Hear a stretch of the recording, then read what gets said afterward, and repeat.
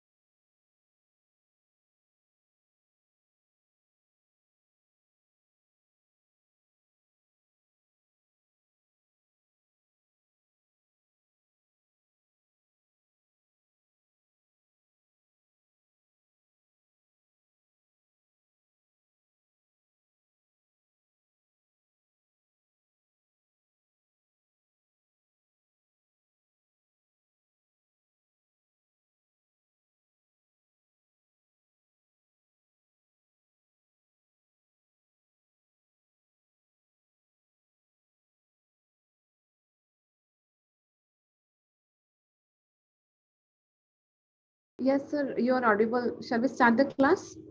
Great, madam. We can go ahead. Okay, sir. Good evening to sir and all my dear friends present over here. I, Simran Samantre, welcome you all on behalf of Diya Delhi team for today's Polity and Governance class with our respected and energetic sir, Raghu sir. Before starting the class, I would like to say one quote, which is, work till you get what you desire for or aim for. You will fall, but do not give up. People will laugh at you, ignore them. You will feel demotivated, just take a nap. Challenges will be there, fight them. In the end, you will get what you have worked for. People might discriminate, but God doesn't. So please do not give up until and unless you have reached your aim. Thank you, and over to you, sir. Thank you, madam. Very nicely said. So as madam has just said, God is very fair for everyone. You all aspirants have 24 hours. It's left to you how you utilize. In front of God, we are all one. Having said that, let's get started with our second class. So before I get into some of the things which I want to tell, let me ask you a question. What is the meaning of polity? That I have explained in the last class. What is the meaning of polity?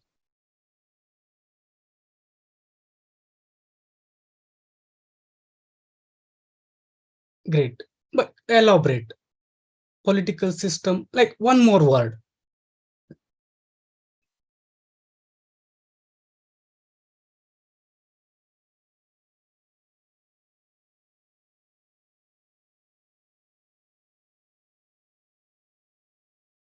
Very good. Nice of you. Very good.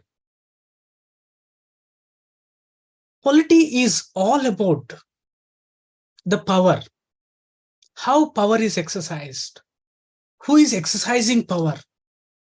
Now, please answer another question. Who is exercising power in India now? Who is exercising power in India?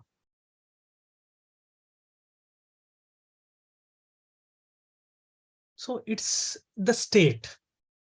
Please understand this concept. It is the state which is exercising the power. State is sovereign. State is sovereign within the boundaries and also outside. Because of this sovereignty, it is often like said that state can at times infringe upon the rights of the people. To overcome this, there are what is known as fundamental rights. Okay, having said that, today I will start with a very important thing. So this is with respect to how evaluation is done in the mains. Here I have already briefed about the syllabus. In my future sessions, like first and second and third, I want to internalize the syllabus and the previous year questions. There are 10-year questions for you. Hardly there are 100 questions when it comes to polity and governance aspect. So 100 is pretty easy to internalize. Having said that, let us start with today's class, that is with respect to how the mains answers are evaluated. Here there may be some of my students who are already knowing few things which I've already taught. Okay, these are our pillars of Sambhavam who are working more than 15 hours per day. And I'm very fortunate that I got the opportunity to teach here. So here, this is your place where I want to see. So it's possible. The only thing is you have to believe in you and also you have to believe in us. That is one of the most important thing required. So mains answer writing. Here, many students are not aware of that. The reason why I took up this is I came across a video where even the 2022 topper was not aware as to how the mains answers are evaluated. In this regard, UPSC has introduced prelims in a new way from 2011. At the same time, mains also was modified from 2013. In this direction, there is what is known as question come answer booklet. This is very, very important. Many students may not be aware, and the students like who are already have listened to these things, no need to answer. Why this question and answer booklet was introduced? What is this question come answer booklet? Mean to say that previously, before the introduction of this, we used to get a question paper. There the questions used to be there. We used to mark the question number, say 1, and we used to write. Afterwards, 2, 3, after the booklet is over, we used to ask for additions, extra. Then once again, we used to write the question number and so on and so forth. But the things have changed. In the present pattern, questions are already written in the booklet. Questions are already written. Why is this made? It's a very, very important one. Before I tell these things, let me ask you a question. So those of you who already know the answers, who have attended my class, no need to answer. Those are new. Please do answer. which question to write first in UPSC Mains examination? Which question you have to write first?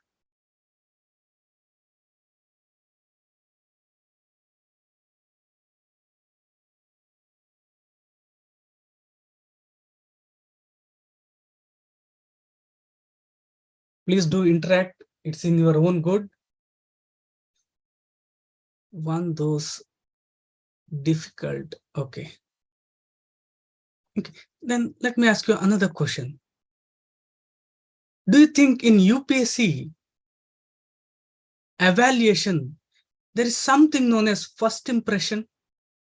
We almost always say when we used to write first question, say for example, third question. When question come answer booklet was not there, we used to write third question first because we thought that this is the best answer I know. So we thought that there will be first impression which has to be created. Do you believe in that?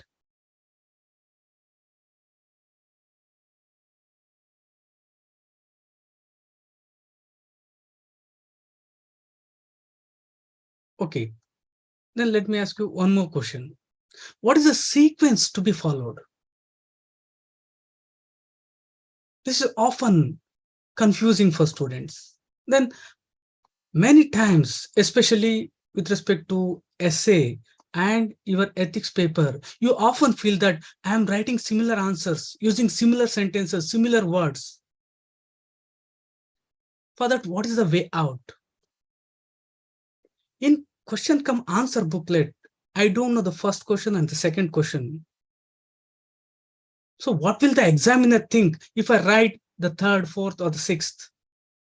What if I write the first and second question very bad? These are some of the things which often comes to students' mind. So for that, you should know how the UPSC evaluates mains papers, mains answer papers. Think there are some thousand of UPSC aspirants who are writing mains. So students, there are 100 students are there. And as you're aware, there will be 20 questions. 10 questions, 10 mark, 150 words. 10 question, 15 marks, 250 words. So 20 questions will be there. Previously, before question come answer booklet was introduced, one teacher used to correct all the questions. A single teacher used to correct most of the question, if not all, most of the questions. So teacher A used to correct all the question of one student. Similarly, teacher B, all the question of the other student, so on and so forth. But this has changed after the question come answer booklet is introduced. After question come answer booklet is been introduced, a teacher will be correcting only one question of all the students. Very, very important. Is this point clear to you? So a teacher A will be correcting only question number 1 of all students.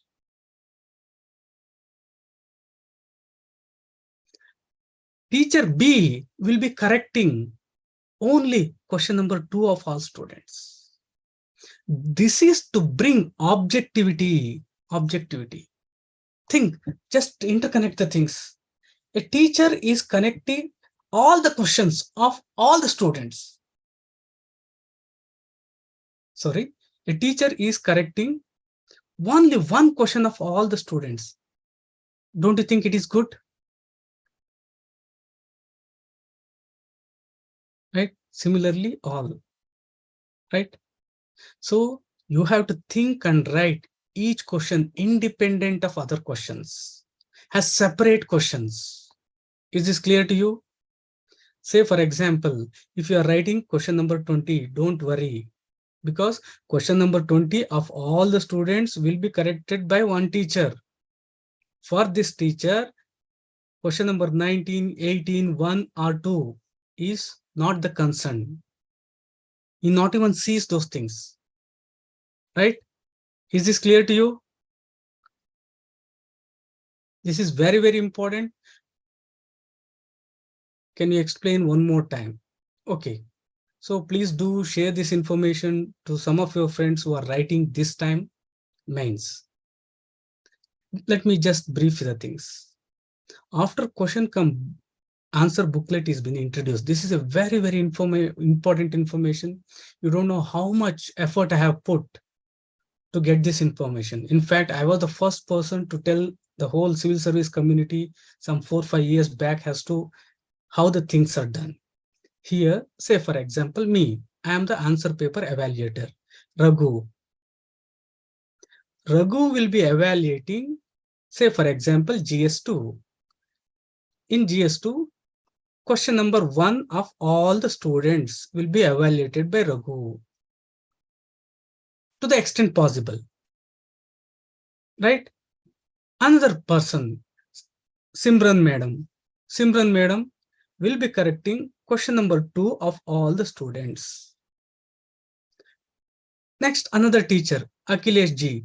Akhilesh G will be correcting question number 3 of all the students. So there is no need for you to think as to like, don't worry about the sequence, impression, first impression, similar answer.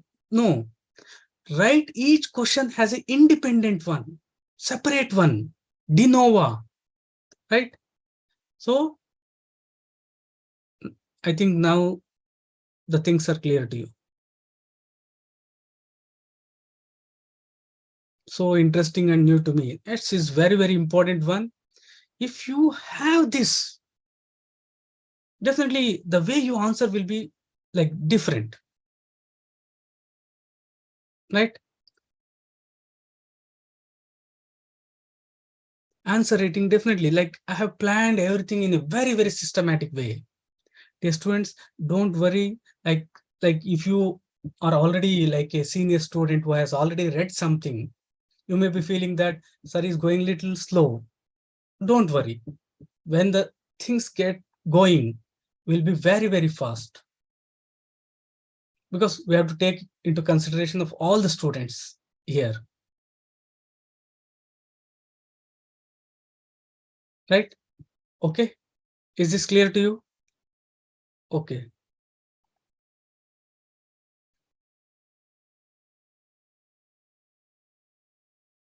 Now moving forward, what is the mains? Right approach to the mains. So for this, UPSC is already given as to how we have to approach. So let me just brief you. I'll be very fast. There are 2 successive stages, as you are aware, prelims and mains. Prelims will be objective and it will be for selecting the candidates for mains examination. So here in mains, there are 2 parts. That is written and oral. That is interview. Both form the components of mains. This is to select candidates for various services and posts. So interview is not different. Interview comes under mains. Here, as you are aware, number of candidates to be admitted to the main examination will be 12 to 13 times the total approximate number of vacancies to be filled in the year through examination. Means if there are 1,000 posts, they will be selecting maximum of 13,000 students, like 1:30. That is for mains. So here, with respect to prelims, you have got 7 subjects. That is current affairs, history, geography, Indian polity and governance, economic and social development, environment ecology, and general science. Please do internalize these 7 subjects. Then here, very important, please give due attention. In Indian polity and governance, you have got constitution, political system, panchayati raj, public policy, and rights issue. I reiterate, these are the 5 stars of polity. Maximum questions are coming from this. So what students are doing, they're taking the Bible of polity, that is Laxmikanth. They're reading the things cover to cover. Dear students, that is not the correct way. When UPSC has given the syllabus, you have to give more focus to these areas. So constitution, political system, panchayati raj, local self-government, public policy. Policy means acts, laws made by the legislature, and rights issues. Part 3 of the constitution, fundamental rights, related things. Clear to you? So in prelims, you have to give utmost importance to these things. Say, for example, fundamental rights, directive principles, along with preamble and fundamental duties. Nearly 30% of the questions come from this area. 30%.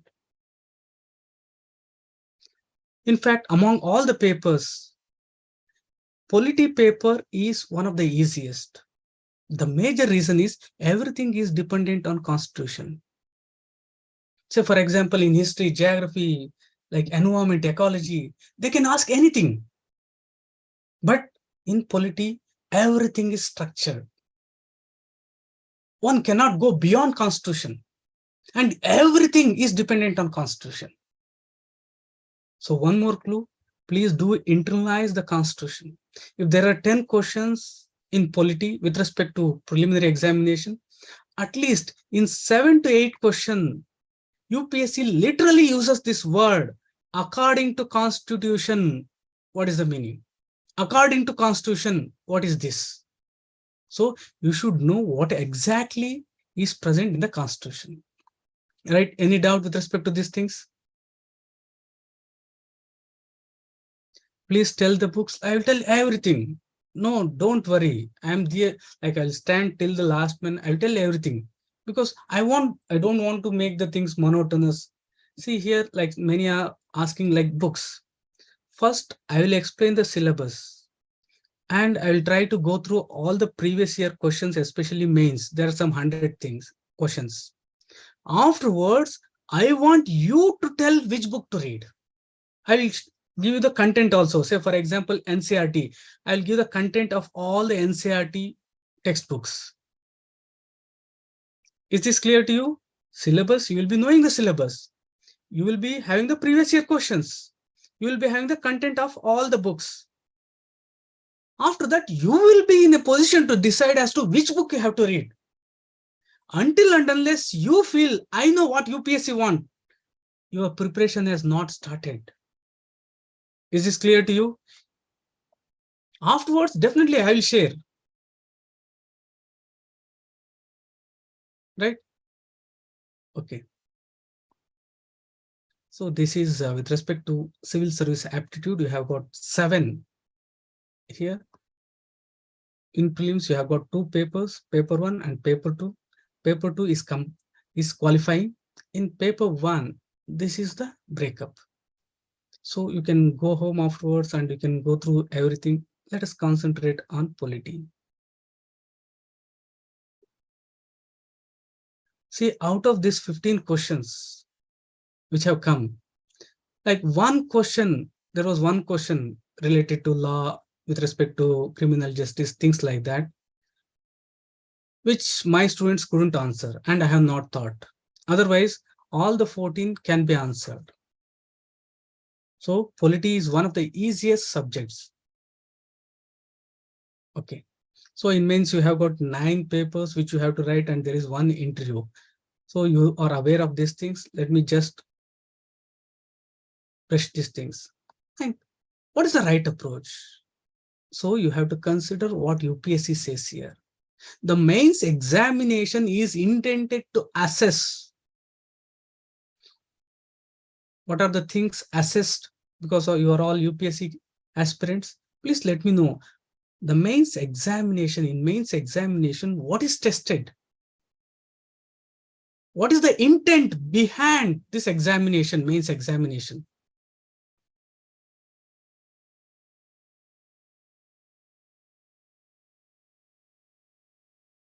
Very good.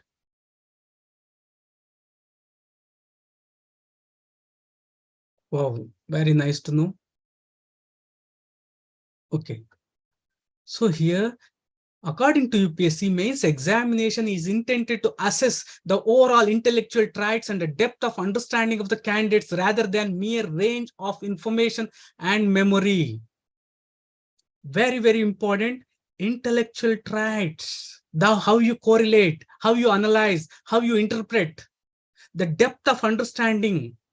So this is with respect to mains.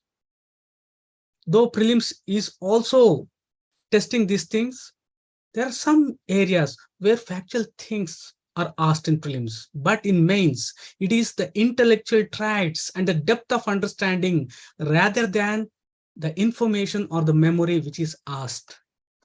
Dear students, nature and standard of questions. What is the nature and standard? Now, please do tell me. You're already, like you have passed an exam already. Sambhavam exam. What is the nature and standard of question in GS2 paper? Very, very important. Let me know who are all aware. No, wrong. Graduation, wrong. No, at graduation level, these things are not being given.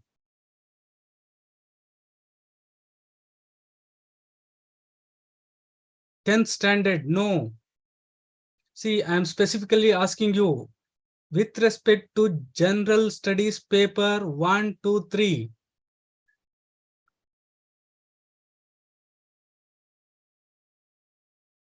Honors, okay. But I specifically am stressing on this thing. What is the, I'm wonderstruck that like you're not answering this question. How can this happen? Nature and standard of questions in GS papers. What is the nature? What is the standard of question in all GS 1, 2, 3, 4? Dear students, according to UPSC, will be such that a well-educated person will be able to answer them without specialized sub-study. This is true, 100% true. Believe in me. See, here you please interconnect the things. UPSC is saying that the nature and standard of questions in GS papers will be such that a well-educated person will be able to answer them without any specialized study. No need to do PhD. But here they're testing your intellectual traits and the depth of understanding.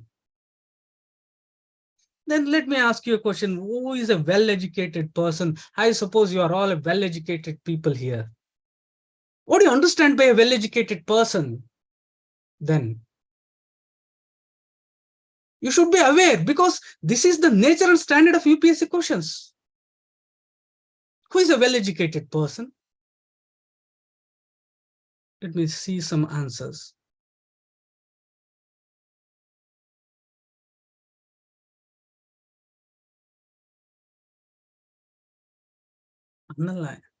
Okay. Those of you.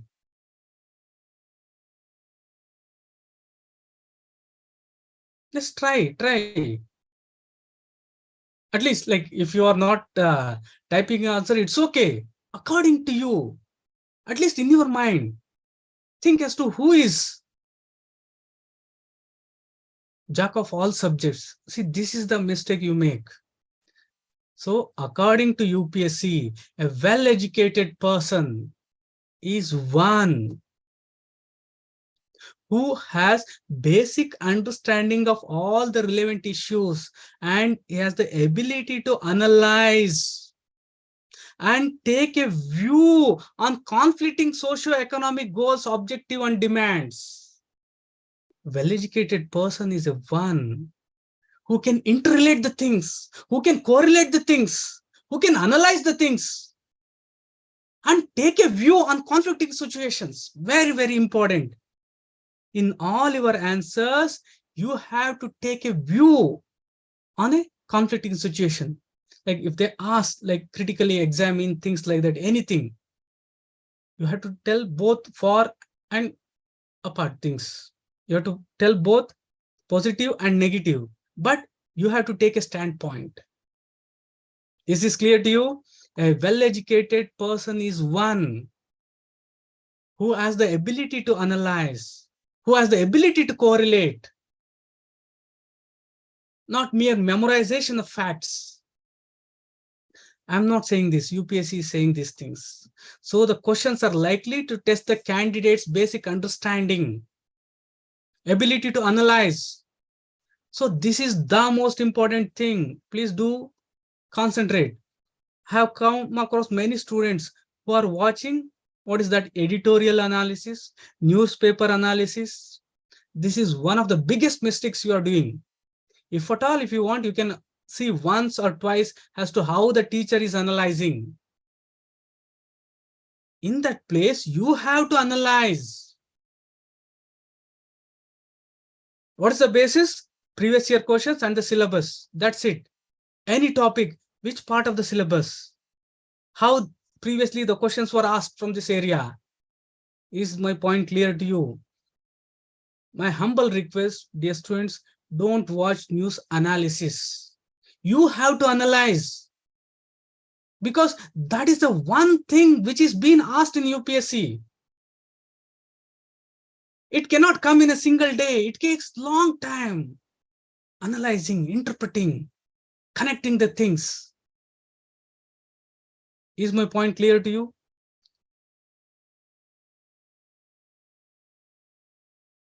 So, like I reiterate, dear students, there may be some teachers who are very, very good in analyzing the editorial.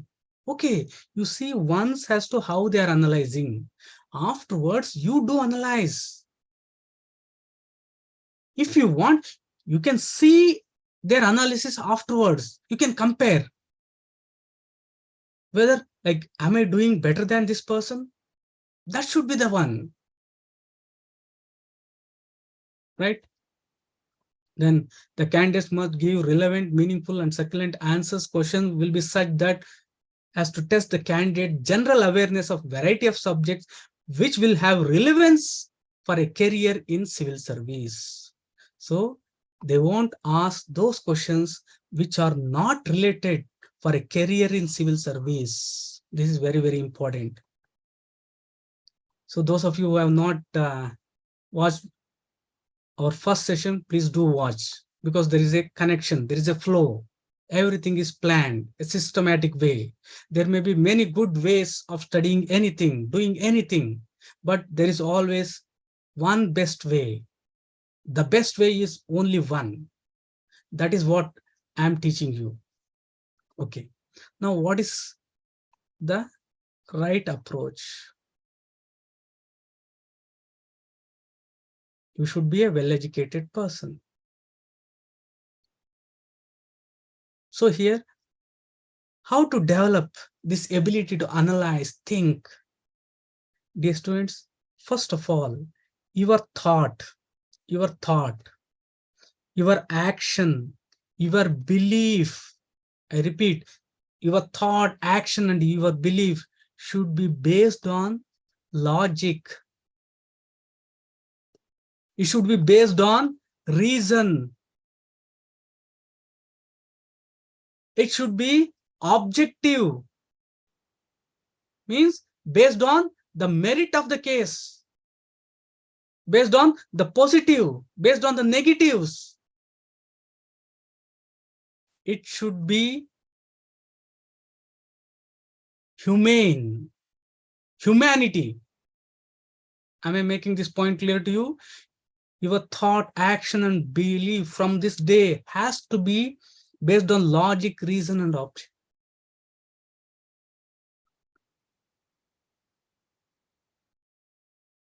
Right?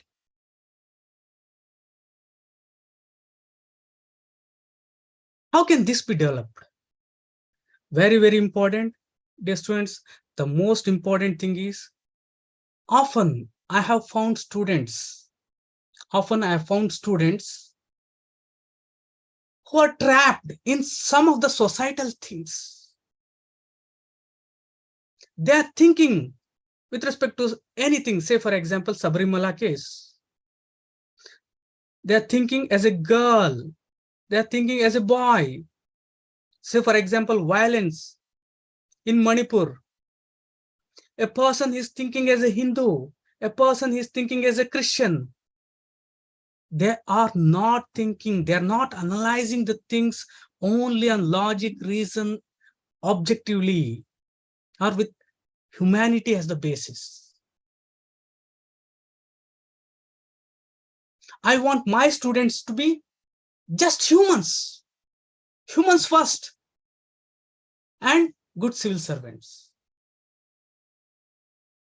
I have seen some students, like even while analyzing, like beggars who will be there on street, they'll see whether this beggar is from my religion. Don't do like this. See the human in a person, not the religion, right?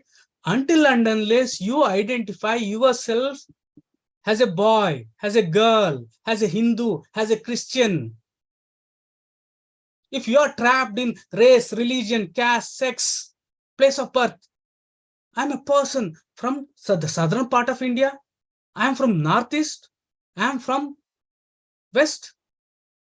Whenever you think like that, you cannot analyze the things in a 360-degree way. Is my point clear to you?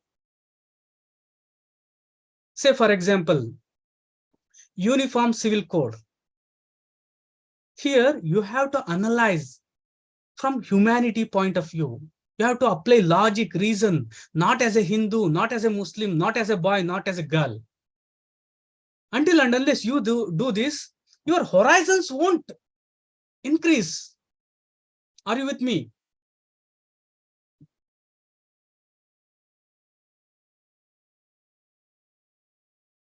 So please remove these things. Throw all these things outside, because these are the things which will be reflected in your answers. Say, for example, Manipur violence. Think as a human. I always do. Great. Right? So here, dear student, this is one of the most important things which my guru taught me.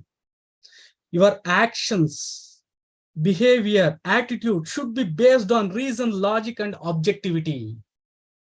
This can happen only when you see yourself as a human. When you see yourself first as a human, just as a human, and when you see others first as humans, not as with some religion, race, caste attached to these things. Next, you should feel and act as a civil servant. Then what does this mean? Feel and act as a civil servant. Never ever think, believe, and act in ways which are not in line with the principles enshrined in the Constitution. This is very, very important. It will be reflected on you in your answers. Like all of you are aware of Rao's IAS. It was formed in 1953. This fact was told to me by my teacher M. Laxmikanth. Rao's IAS, one of the first IAS institutions. He was the first person who showed to the whole India that there can be something like coaching for civil service. Is my point clear to you? Previously, people never thought that there can be coaching for civil service. Rao's is the first person who did it. You know the reason? You know the background behind that? Rao's got selected into IAS, but he was not given placement. You know the reason why? Because it was alleged that he was having nexus with like left-wing extremism. Is my point clear to you? So if at all, like you are already, if you are there in some groups which spread hatred, say for example, in a Hindu group, in a Muslim group, a Christian group, where they will say that, oh, Hindus are persecuted, Muslims are persecuted, Christians are persecuted, please leave them. Your thought will be crippled. You won't like come out of those clutches. Your thinking will be narrow. Your answers will be narrow. Don't think UPSC is just testing your geography, history, those things. Right?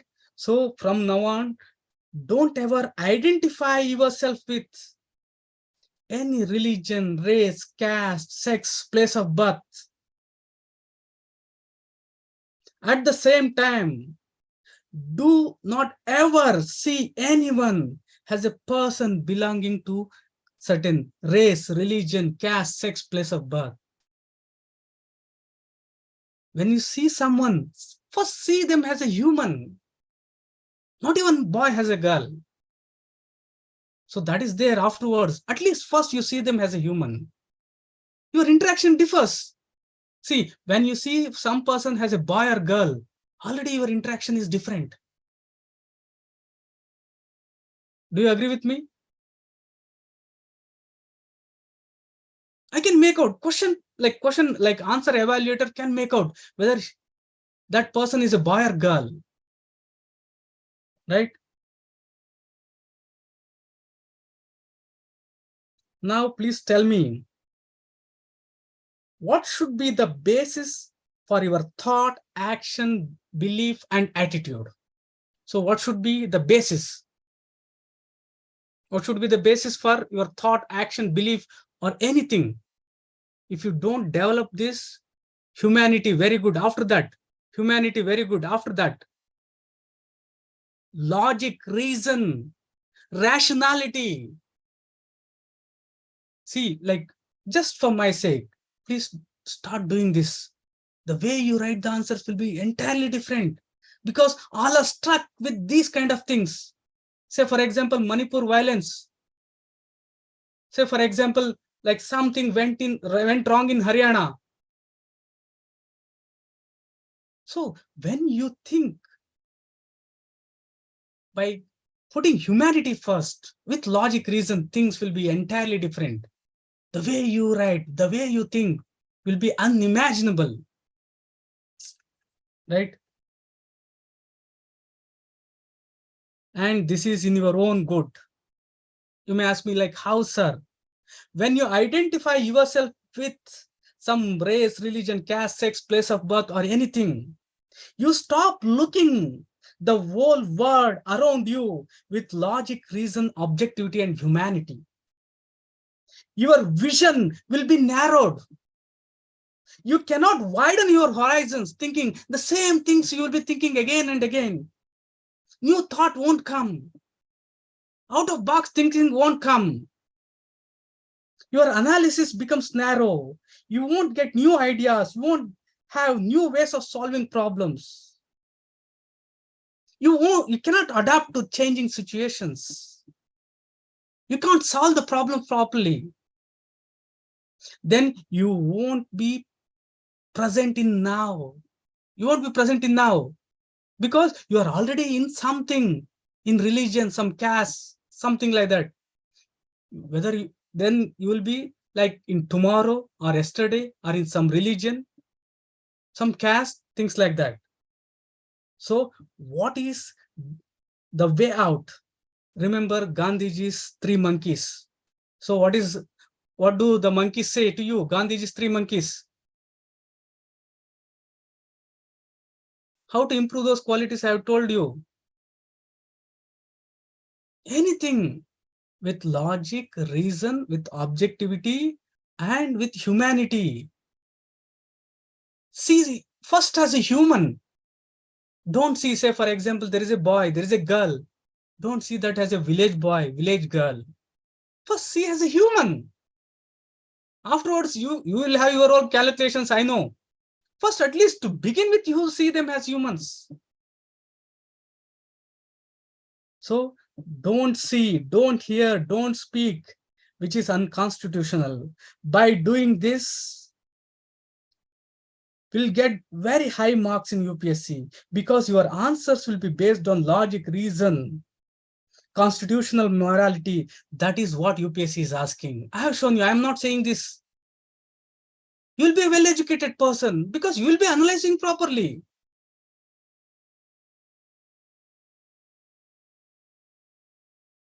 Is this clear to you? So throw all these things.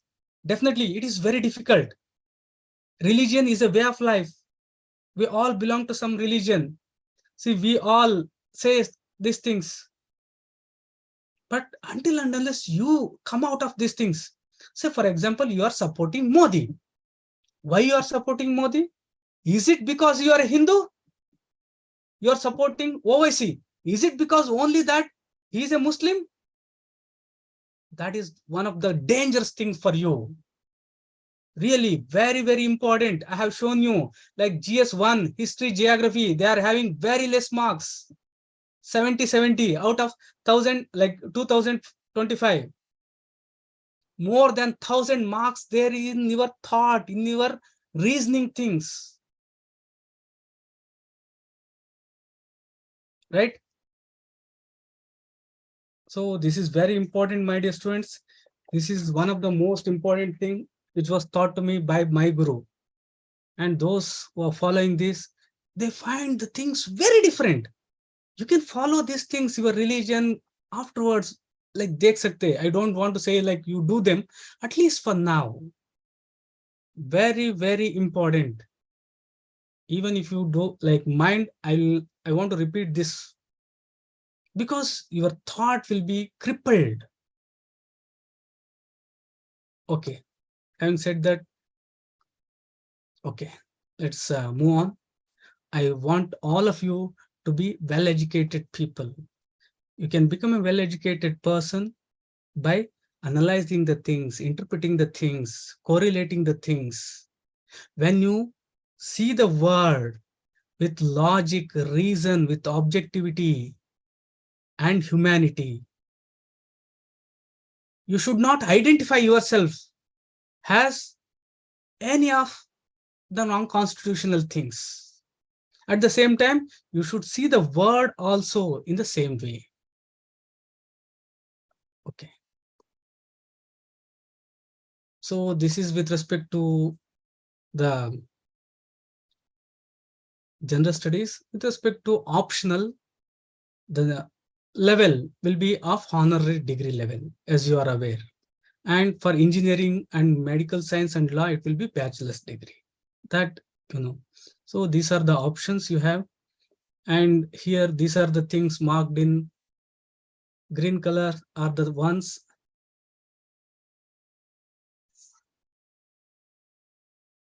By taking these, I have written UPSC Mains. So in fact, when I started, I have done MSc Agriculture Economics. So I started with economy. I used to take economy. Like then we had two optionals. I'm from agriculture. I used to take agriculture. And I also used to write forestry. So for prelims, I used to take economy. For mains, I used to take agriculture and botany. Somebody told that it is not the correct way. So I went to Laxmikanth Sir. I took public administration along with anthropology. So anthropology and sociology are very closely related. Public administration and political science are very closely related. So one was not allowed to take both this. Means if I take public administration, I was not allowed to take second option, political science. If I take anthropology, I was not allowed to take sociology. So here in this regard, like why I said is, these are the subjects on which I have got some idea. In the due course, I'll be helping you as to like how you can choose the optionals and if you get any difficulty with respect to these subjects, right? So coming back to the basic, who is a civil servant? Because you should know that civil servant is the servant of people, where they are testing your knowledge with respect to people, what people expect, and your ability. That is with respect to society, civil service values, and aptitude, which we have discussed, right? Your syllabus is very, very like systematically made. So internalize, master the syllabus, previous year questions, paper first, my dear students, as said by all. But still you are not doing that. I've told you the reason. And what is this third one? The third one is a very, very short notes. Until and unless you make this, you cannot interconnect the things. If you are not simplifying the syllabus, if you are not simplifying the previous year questions, if you are not like arranging them, subtopic wise, not topic wise, subtopic wise. You won't be interconnecting the things. So you have to make not short notes. Already what is Laxmikanth? It is a short notes. You have to make very, very short notes. We'll discuss upon these things. 90% of students do not internalize or master the syllabus and previous year question. This is the grave mistake. Until and unless you master these things, you won't be knowing what UPSC want. So if you have not done, please stop your preparation. First, master the syllabus and the previous year questions. To begin with, most of the students are making a very big, very big mistake. That is, they are starting with the prelims syllabus and the prelims questions. Please don't do that. Don't ever do that. Prelims is a small thing. First, start with the mains. Because once you start with the prelims, you will be stuck there itself. Because you will think that once after mastering the prelims, I'll go for mains. This will never happen. You cannot master these things. Your vision, your horizon, everything will be struck. Your thought, your action, belief will be stuck in this prelims mindset itself. If you ask me, don't even touch the prelims syllabus to begin with. Just go with the main syllabus. Afterwards, definitely, you can look into those things. Don't read the prelims questions to begin with. Say, for example, GS2, you have got only 200 questions. When it comes to polity and constitution governance, you have got hardly 100 questions. Is it difficult for you to internalize these 100 questions? Very, very easy. I have often told the student, but they are not doing. So what I will do is, after I internalize the syllabus, I'll take up these 100 questions. We won't be answering them. We'll see as to what is UPSC asking. Okay.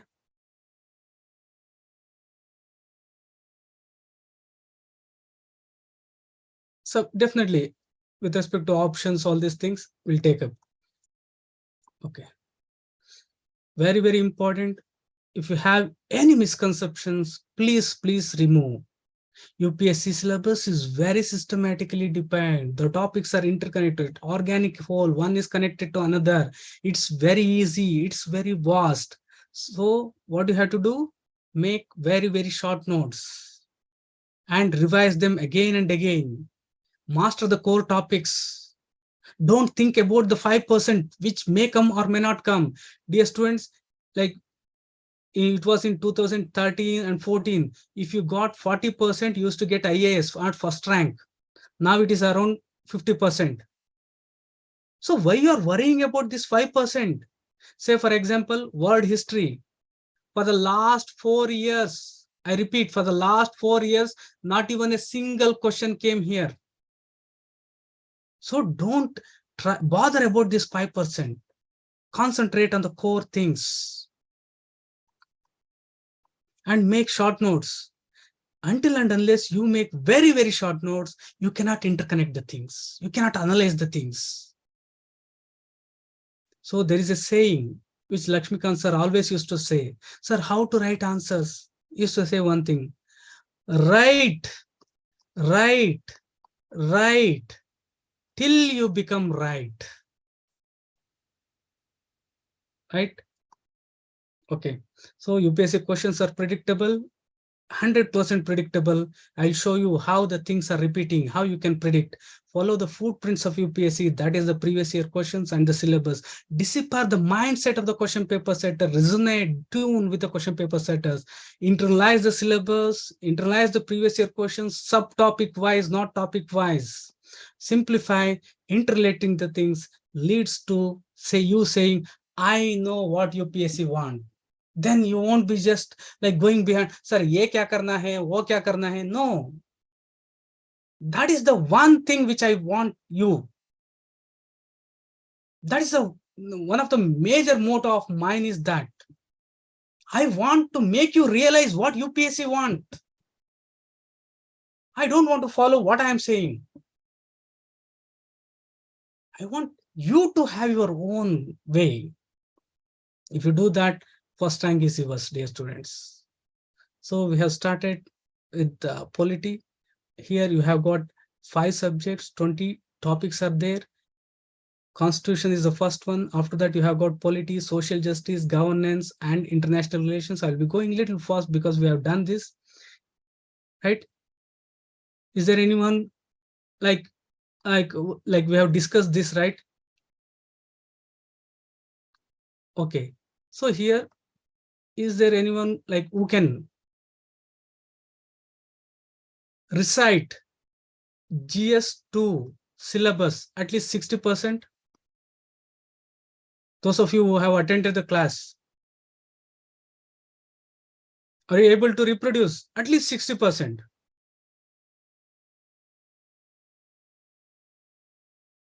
Right? Great. So don't think that the way I explained was easy for me. It is the result of 20 years of philosophizing as to how should I tell this one in a very, very systematic way, easy way. So also please let me know if you want me to explain other papers, GS1, 2, 3, 4, also in the same way.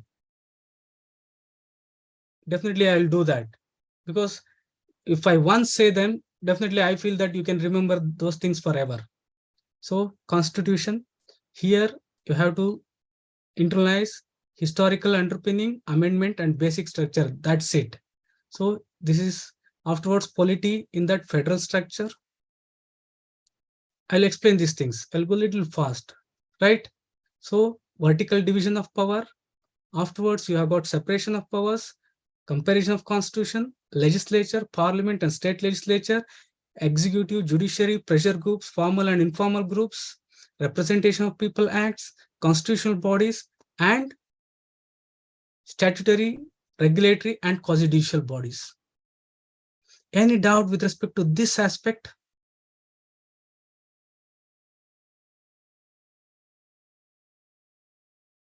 Any understanding any of these things?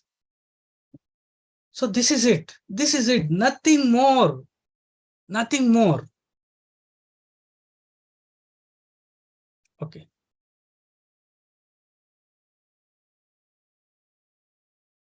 Okay. Then we discussed about social justice. Social justice with respect to first one, government policies and interventions, development process and development industry means other than government. There are one section which has to be cared, that is vulnerable section, to bring about social justice. And there are 3 things which you have to develop, that is health, education, and human resource, and 2 things we have to eradicate, poverty and hunger. After that, governance, here you have got 4 things: governance, transparency, accountability, e-governance, and citizen charter. Role of civil service in democracy. International relations. Now, like, I want to test your memory or attentiveness. What are the 4 things you should be reading with respect to international relations? With respect to prelims also, the very first chapter says that current events of national and international importance. You should not read anything other than the 4 things given here with respect to prelims or mains. So what are the 4 things given in international relations? Let me see how my students.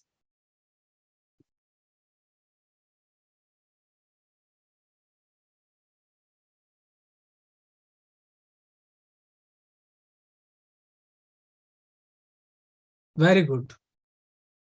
See, don't read anything other than this.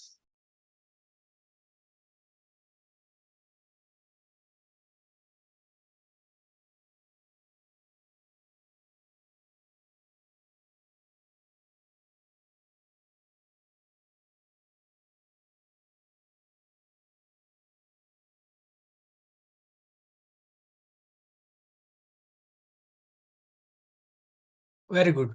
See, this is the one. This is the one. Very nice of you. You are all well-educated people. Okay. India and its neighbors and non-neighbors, grouping and agreements which have effect on India, policies and politics, and Indian diaspora, and international institutions, right? Please don't read anything. And also in international relations, I will show you like how many questions they have asked with respect to the institutions.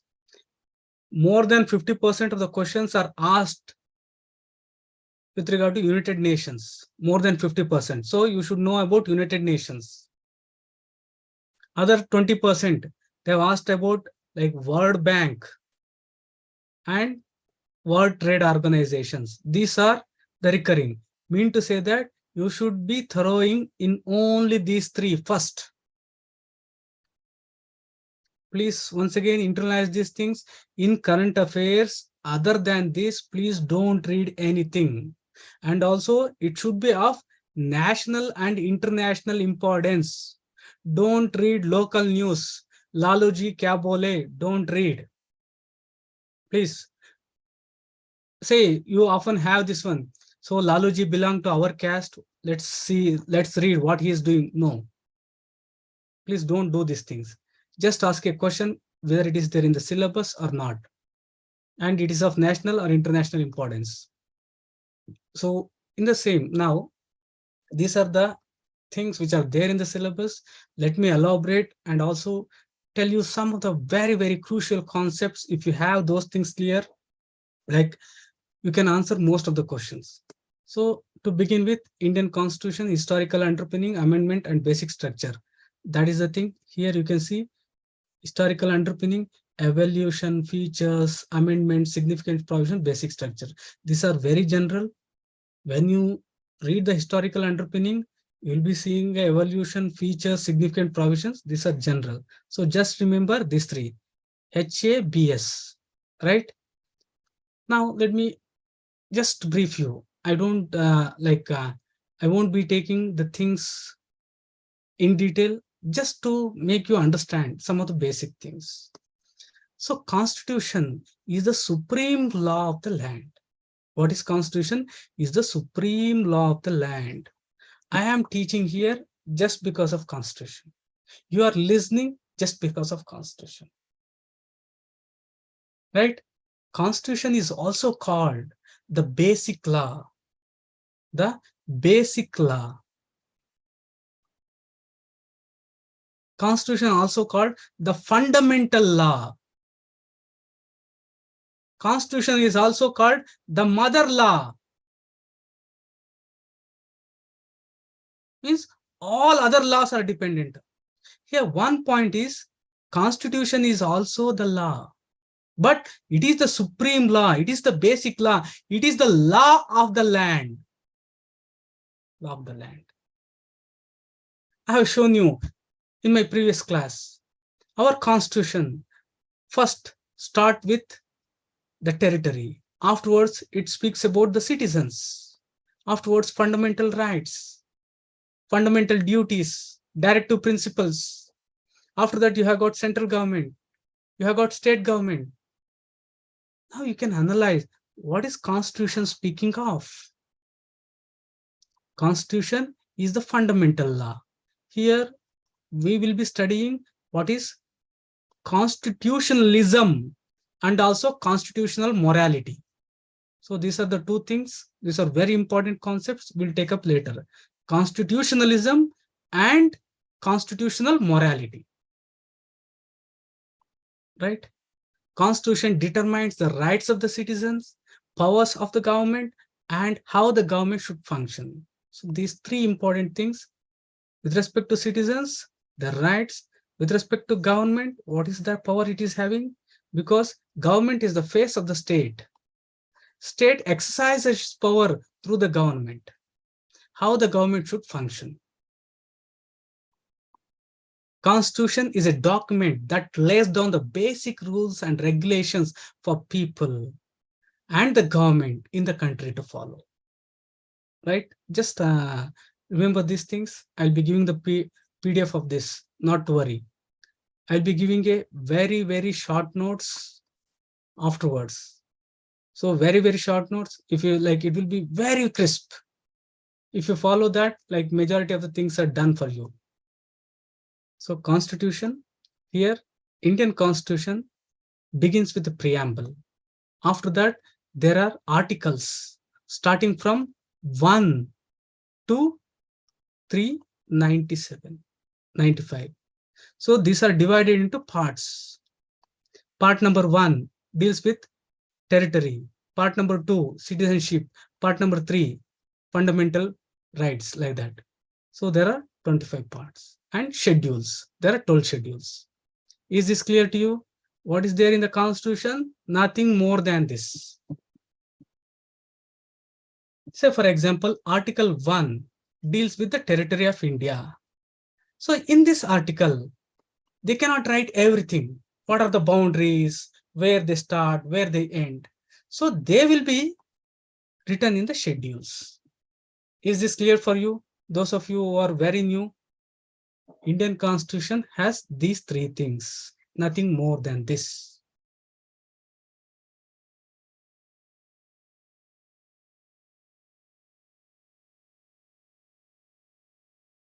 Okay.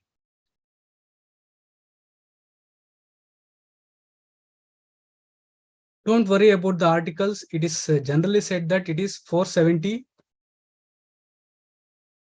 Okay. 470 articles are there, but the last article is 395. Say what happens is, say for example, you might have like given the roll numbers in your college, like 1, 2, 3, 4, 5, up to 100. Say for example, this person got medical seat. He will jump from engineering. So now this will be vacant, right? So this is done because if you change the number, the laws, the rules, regulations, you have to change in all places. So if at all, if you want to add, they'll make 4A. Next article, if they want to add, say for example, they want to add one more after 10, they'll make it 10A. So we'll look into this thing, not to worry. So preamble, 470 articles divided into 25 parts and 12 schedule. So here, with respect to the original constitution, it was a preamble, 395 articles and 22 parts and 8 schedules. Presently, it has increased. Now we have got 470, 25 parts and 12 schedule. There are some 20 articles which are deleted and 1 part which is deleted, and there are nearly 95 articles added, and also 4 parts and also 4 schedules, right? Just I'm briefing you. I'll be discussing these things in detail. So coming to the main one, preamble. So here, please give due attention here. Here, the way you should be reading and analyzing the preamble is something different than what I say, right? Please give due attention. Don't write anything. Listen to me. Preamble start with this word. We the people of India, having solemnly resolved, means ummat say, like we have resolved to constitute India into a sovereign, socialist, secular, democratic republic. Very, very important. So India is a state which is having a definite territory, people, government, and it is sovereign. Along with that, India is a sovereign, socialist, secular, democratic republic. Is this clear for you? If anyone asks, what do you understand by India? Bharat Mata, what do you think of Bharat Mata? All these things has to be there. Clear? Any doubt? A very important constraint with respect to understanding. What do you understand by India? Sovereign, socialist, secular, democratic republic. Definite territory, people, government, and it is sovereign. So all these things has to be there. Next, it says that we the people of India, having solemnly resolved to secure all its citizens. They want to secure to all its citizens justice, liberty, and equality. We, the people of India, having solemnly resolved to secure to all its citizens justice, social, economic, and political, liberty of thought, expression, belief, faith, and worship, equality of status and of opportunity. Any question of yours in mains, essay, you should have these things, right? Then we, the people of India, having solemnly resolved to promote among them all fraternity, brotherhood. We all belong to same family. Fraternity assuring the dignity of the individual and unity and integrity of the nation. Right? We, the people of India, having solemnly resolved in our Constitution Assembly, where these people are resolving themselves in the Constitution Assembly. This 26th November 1949, we do hereby adopt, enact, and give to ourselves this Constitution. So, did you understand anything here? For those of you who have been reading, did you find a different way of understanding?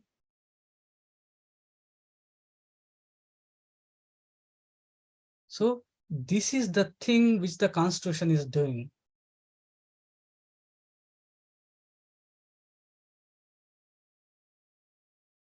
So here I have just read out the things.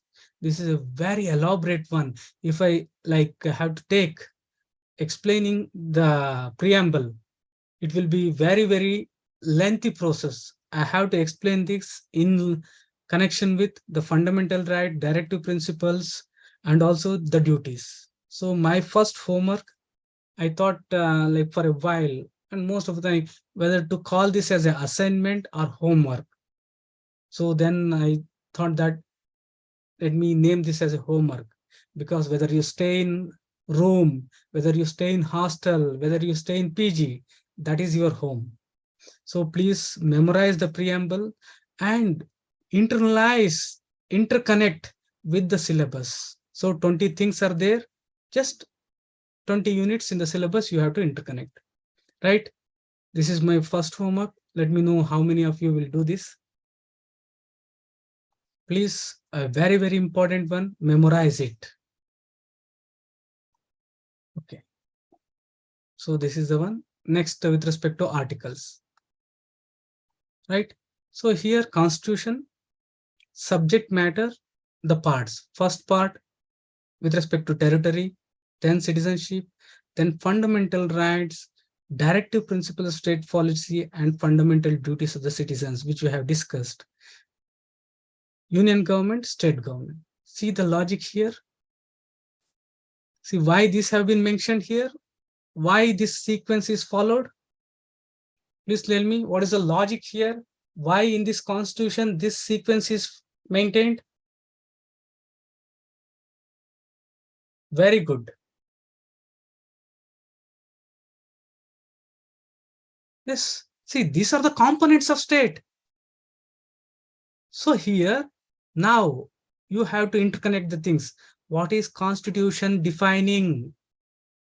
Constitution is defining everything related to state, right? So now take some 30 seconds, just internalize these things once for all. Part 1, part 2, part 3, part 4, part 5, part 4A, 5 and 6. Let me know, like after you internalize these things, just the sequence. It's very easy to remember. Let me know when you are done with. Okay, great. So now in the same sequence, I want you to learn at least till part 10. These are very, very easy. So after this, union government, state government.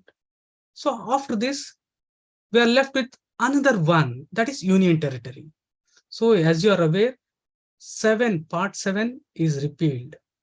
After that, union territory. See, after state, union territory. After that, we'll be having panchayati institutions, municipalities, and cooperative societies. See the logic here. So 9, 9A, 9B, these three. So all in 9. So three important things in 9. Then 10th, you have got scheduled and tribal areas. Clear? Can you remember this? Is there any difficulty in remembering these things? So the components of the state, similarly, see the logic, see how they are coming. So till here, I hope you are remembering. Then afterwards, union territory, 8. Then Panchayat Raj, municipality and cooperatives. Done. Any difficulty here in remembering once for all? See, don't tell your brain that I will go home afterwards. No. Now here, because you are spending considerable amount of time here, right? Next is the relation between union and states. See, we have till 10th, we have discussed about the geography, the people, the fundamental right, directive principles. After that, state, the central government. We have discussed about a union territory. Afterwards, we have got panchayat, we have got municipalities, we have got cooperatives, scheduled areas, and tribal areas. Now, we are discussing about the relation between the union and state. 11. Financial property and contracts and suits. Don't try to remember these things. No need. I'll tell you like what are the things which you have to remember. As of now, just try to remember only the parts. Trade, commerce, intercourse within the territory of India. See, this is with respect to finance. So here comes your administrative relations and also legislative relations. Okay. Afterwards, one of the most important thing, the great boss of civil service examination, UPSC. So services under union and state. 14, tribunal, quasi-judicial bodies. 14A, elections. So election 15, services 14, tribunals 14A. After that, special provision with respect to certain classes. So here certain classes means reservation for SC, ST, all this will be here. Official language, emergency provisions, miscellaneous. After that, you have got amendment 368, temporary, transition, and special provisions. So with respect to Jammu and Kashmir, we had special status. It comes here, 370. With respect to other northeastern states and many states, special provisions. But these are temporary, transitional, and special provisions. Short list, commencement, authoritative text in Hindi, and repeals. So the last article is 396. That's it. Right? So just take one more 30 seconds and just internalize these things.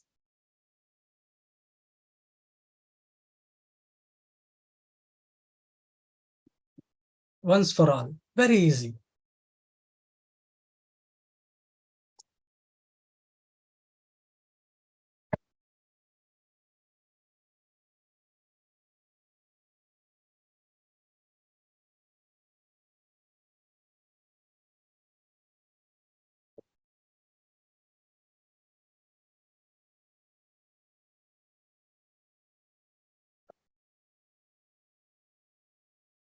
What is meant by amendments? Amendment means altering, changing. Don't worry. Every word, everything I will explain, but you should have like overview first. You should have a like complete overview as to what is there, what we'll be teaching.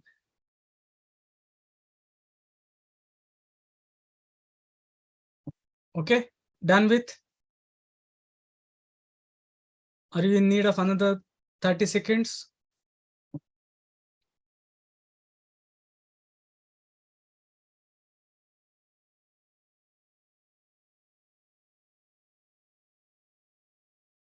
Everything, source of constitution, everything. Please don't worry. I have made the things in a very systematic way. I will walk you through each and everything. In the process for the last 20 years, I don't know anything other than civil service preparation. With respect to polity and public administration, I might have read more than 20 books. Definitely, I'll be like everything.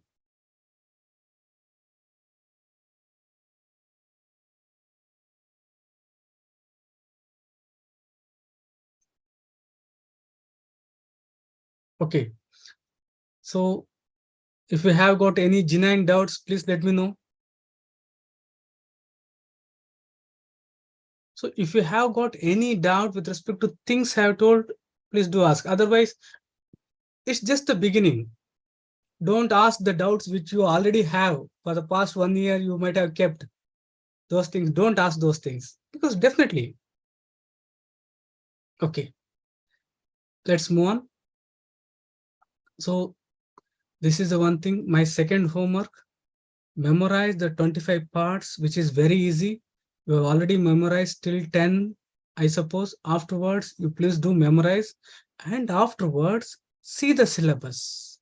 20 units, whole constitution I have kept in front of you. The whole constitution. Correlate the things. Which articles correlate to which unit? Will you do that for me? No need. Like, if you don't get, don't worry. I will tell each and every word. But you should start on your own. You should develop that thinking ability. If I say A for apple, then you won't learn. First, you want to, like, I want you to think. Okay, will you do this? Definitely, I will share this PDF for you. Okay, great. So just I'll be giving very, very important things. See, like within couple of some weeks, I want you to be the master of polity, master of GS2, like no one else. In the whole India, my students should be having the highest knowledge. Just to begin with, just please just go through whatever I teach and whatever I provide.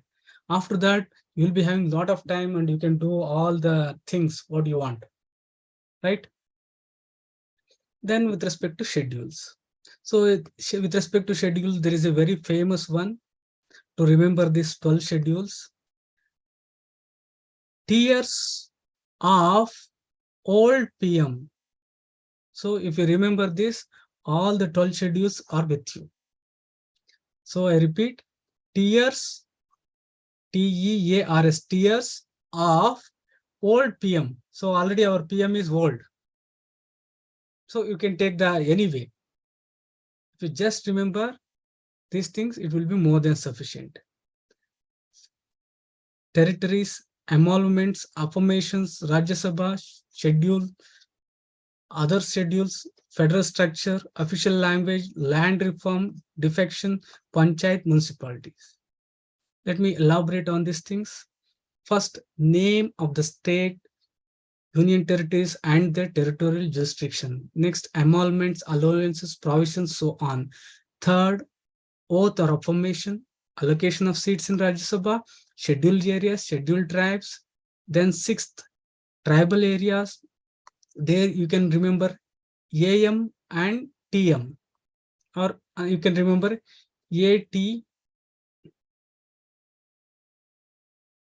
ATMM, either way. So these are the areas where we have got tribal areas. See in okay. Then division of powers between union and states, 3 lists, language is recognized by the constitution. Then you have got laws protected from judicial scrutiny, violation of fundamental rights. 10th, disqualification of legislature on the ground of defection, powers, authority, and responsibility of panchayat. Here you have got 29 matters. The last one, you have got 12th, municipalities, 18 matters. So just remember this, try to remember these things, because these almost I'm putting and I'm placing the whole constitution in front of you. Explaining each word is like explaining the whole constitution. Now, let me reiterate you one important thing. if you remember these things, one is preamble and the part and the schedule. There are nearly more than 20 questions asked in UPSC prelims directly, no extra reading required. Just if you remember these things, there are more than 20 UPSC questions which you answer. Right now, coming to the most important thing. So, third homework, please memorize the schedules of the Constitution. That's it. Right? So I have given elaborately, I will be sharing this PDF. Just go through these things as of now.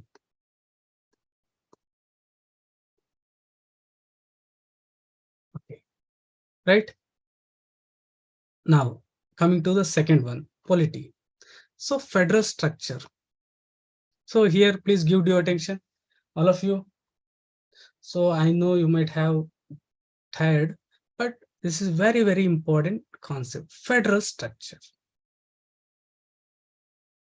What do you understand by federal structure? Say, for example, very important concept.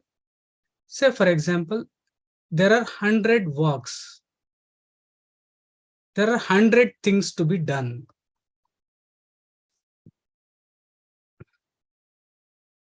Think that there are 100 things to be done. One is given 60 works. So, Mr. A, you do this 60. And Mr. B, you do the remaining 40. Please understand this. There are 100 works to be done. One is given 60 and another is given 40. Or it may be 50-50 or any proportion. Or to make the concept simple, say for example, father, he divides his assets among his children. Think that there are two children. One will be given 50%, another will be 50%. So that is your federal structure. So mean to say, let me make this concept simple to you. Constitution has divided the power among two government. One is government 1 and another is government 2. Is this clear? This is center, your union government. This is your state government. So here the most important thing is, who is giving power to the state? It is not the central government, it is the constitution. You can say these are parallel governments. Is the concept clear to you?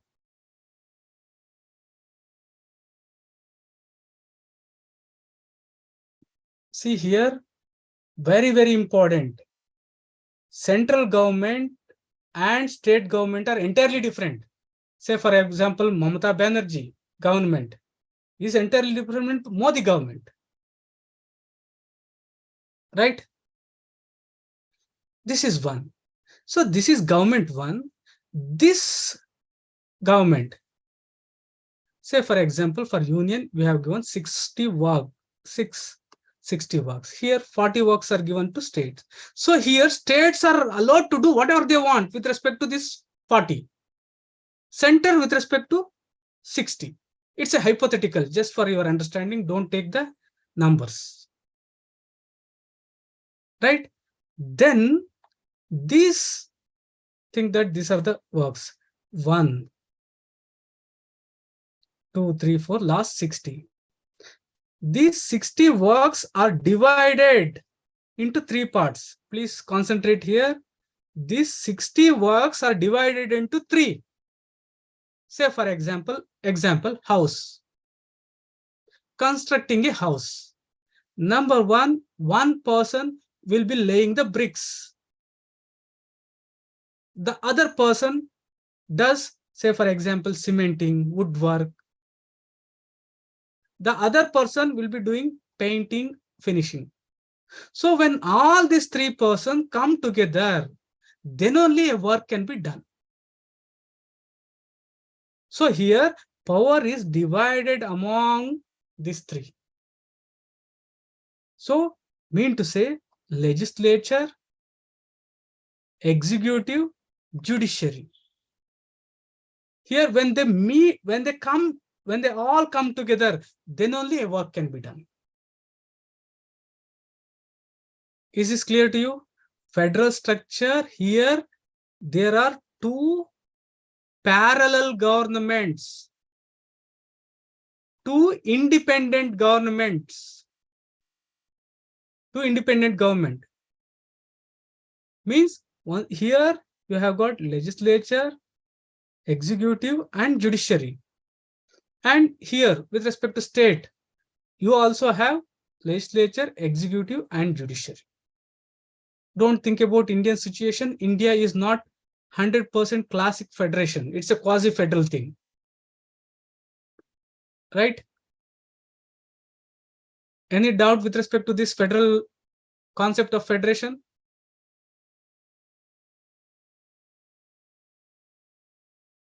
Okay. Now, with respect to separation, okay. Before that, in your syllabus, federal structure, please give due attention.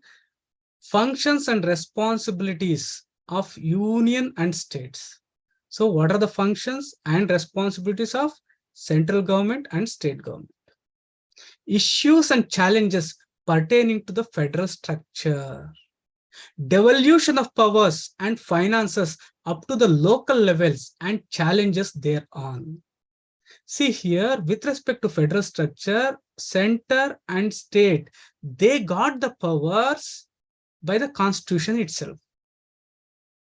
But if central government passes on some of the powers which it has got from the constitution to the lower levels or to any other body, that is said to be devolution of powers.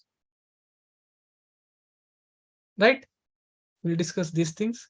This is what is there in the syllabus. Then separation of powers. Separation of powers. One person is forming the rules, forming the law. The other person is implementing this or executing this. The other person is checking whether these are correct or not. When all these three come together, then it becomes a complete whole. Please give due attention here. Constitution. Please note down this diagram. Constitution. Who has written the Constitution? Who has written the Constitution? Who wrote Constitution?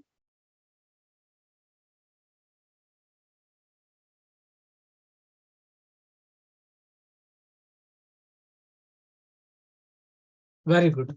So here, Constitution is written by the people. Clear?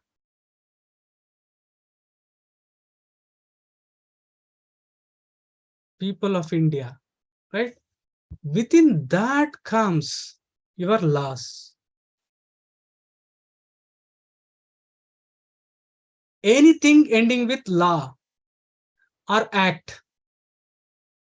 So Right to Information Act. So who has made this act? This is made by the representative of the people, that is legislature. Very important for those of you who are new. Law or act is one made by the legislature. This is like a Venn diagram. See, all laws have to be within the Constitution. Right? To implement the Constitution, laws are made. To implement the laws, to implement the Constitution, rules are made. Rules, regulations, bylaws. Who makes this? Executive. Is this clear to you? See here. Rules are made to implement the law and the Constitution. Laws are made to implement the Constitution.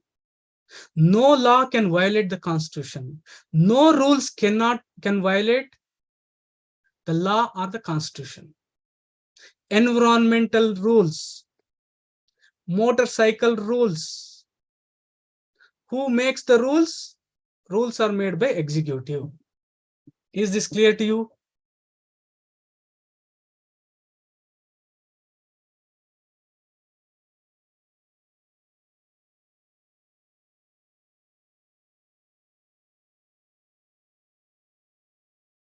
Okay, I'll explain. Okay, many are requesting you to explain this again. Let me explain this. Constitution is the law of the land. Constitution is framed by the people. So constitution is made in a very broad way. To implement the constitution, constitution is the law of the land. To implement the constitution, representatives of the people, that is legislature. So legislatures are the people who make laws. So anything, wherever you go, if anything is ending with law or anything is ending with act, that is made by legislature. To implement the laws and also the constitution, rules are made within these two, that is made by executive. I'll explain these things. If you are very new, if you are not able to get what is executive, legislature, don't worry. Right? Now, here, a person will be making laws, policies. This person who makes laws, policies, is said to be legislature. Please give due attention.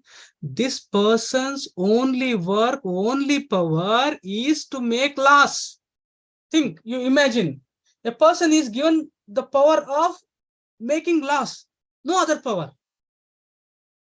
Second person is given the power of executing this. So he is executing, he is putting these things into action. He is executing these things. This person is known as executive.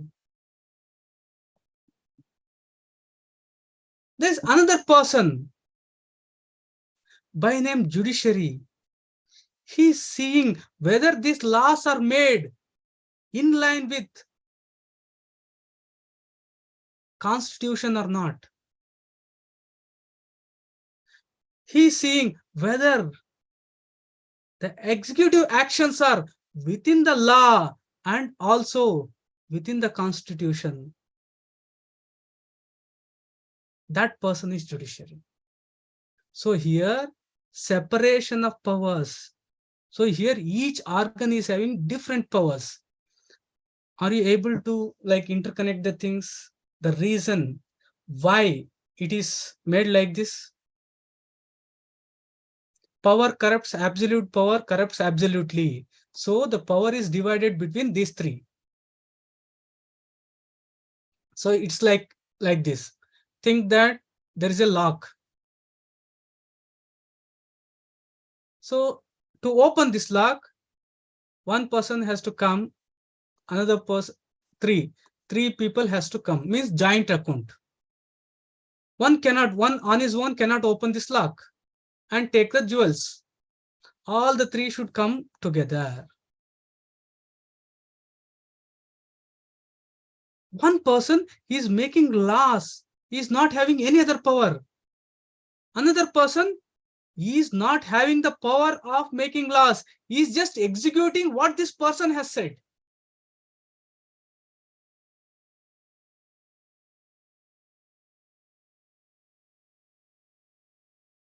Who is the most powerful among them? All are equal. Don't worry, there are some differences. Say for example, in Britain, legislature is superior. But in all other cases, in all federations, all are equal. So in separation of powers, you have got these things. Yet another very important, two important things. presidential form and the prime minister form. Here, whether we have presidential form of government or the prime minister form of government depends upon the relation between legislature, means who makes laws, and who execute laws. I repeat, the relation between legislature and executive decides whether we have presidential form or prime minister form. I will explain this thing in a very simple way. Please understand this. Legislature,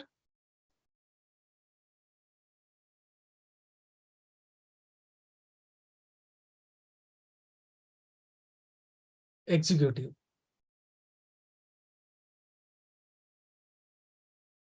When these two are separate, this is said to be presidential form.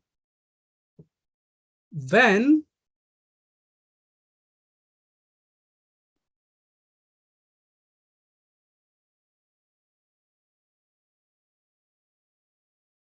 legislature, executive. When executive comes from the legislature, when executive is responsible to the legislature, it is said to be prime minister.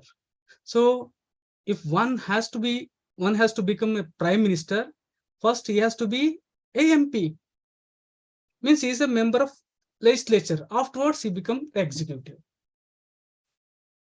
Is the concept clear to you?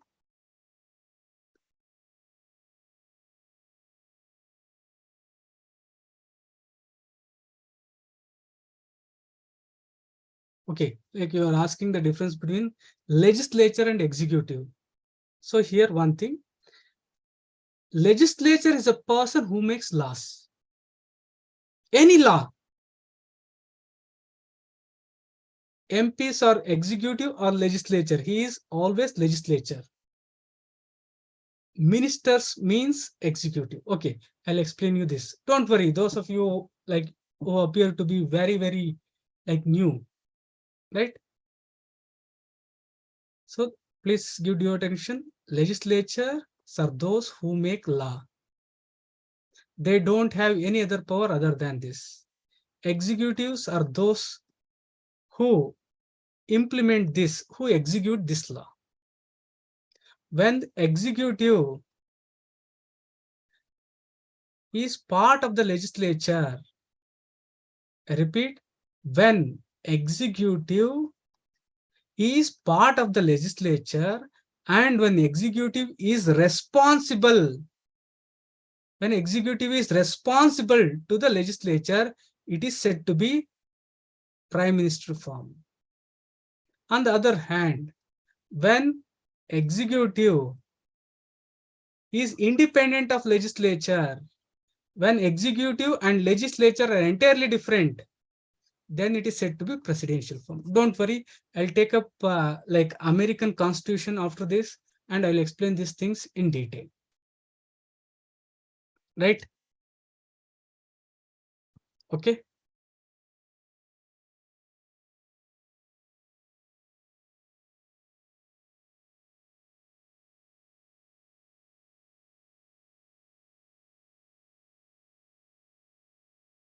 Okay, don't worry, I will explain these things in detail, but it is like it will be taking a lot of time.